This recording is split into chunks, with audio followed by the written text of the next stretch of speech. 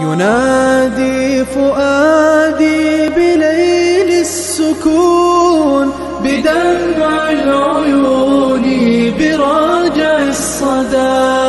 لك الحمد إني حزين حزين، وجرحي يلون درب المدى.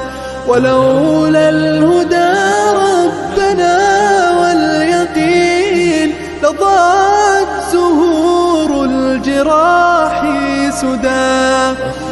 اگر امروز سیاست مسلمان در مرکز قبله مسلمانو بی عزت و بی عفت میشه، دست نجس اسرائیل یهودی که شرمنده ترین قوم بشریت است، که کل عمر در عناد و حسد و بر فوق طلبی تیر کردن، حتی دعوت به کسی نمیده. او مردم در کجا رسیده؟ چرا این ملت این مسلمان ها در هر جای قرار آرام است؟